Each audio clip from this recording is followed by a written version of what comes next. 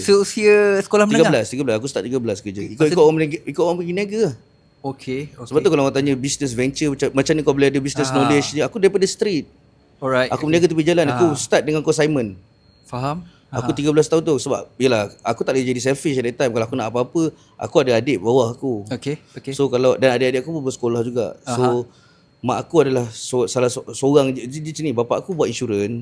Tapi insurans tu tak berapa nak berjaya sangat. Tapi okay lah, aku dah pernah main dengan benda tu lah. Cuma aku nak ceritakan, mak aku saja adalah tonggak mencari rezeki dia. Dia macam tulang belakang family lah. Dan bila dah tulang belakang tu dah start goyah kan, dengan sakit semua benda. So aku terpaksa mengambil tanggungjawab tu lah.